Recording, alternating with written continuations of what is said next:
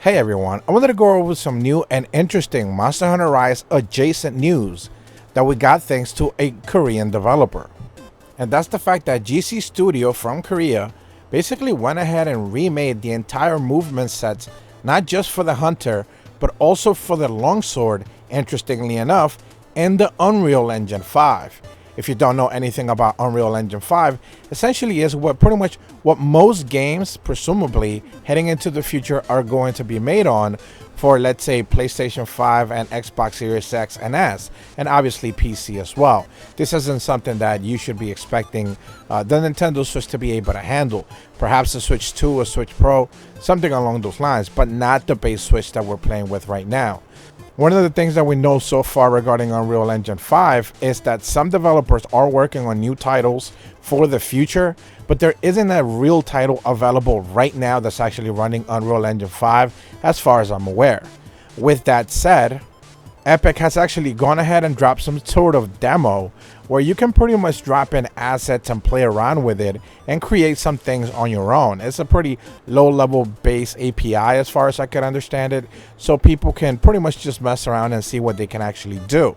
So what this GC Studio from Korea ended up doing is basically remake the entire model for the Hunter in Monster Hunter Rise with the wire bug, essentially, as you're seeing it in the game right now, and the longsword moves.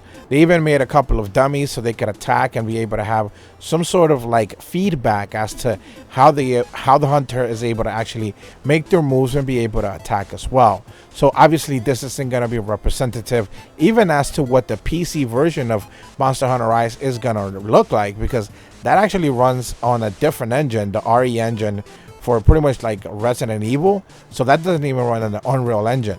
So that's going to be interesting to see the contrast of like how beautiful this actually does look for just being pretty much a test trial, a test demo for what this one random studio decided to do, and then what the real thing is actually going to end up looking, even on PC, much less obviously on the Nintendo Switch. So I found this to be completely interesting. I'm going to leave a link in the description below for the full video. I believe it's like about 8 minutes long. I think some of the things that they're doing is just great. But obviously it would be interesting to see what Capcom does decide to do heading into the future of the series when we're talking Monster Hunter 6 or stuff like that, and or World 2, whatever they decide to call it. And you know, depending on what type of engine they're going to use. Presumably it would be the RE engine again, because of just how flexible it actually has been for them, but who actually knows going forward. But hopefully you guys found this interesting and informative. If you are brand new to my channel, be sure to leave a like and subscribe. Hit the bell to receive notifications when the videos go up. And as always, thank you so much for watching. See ya.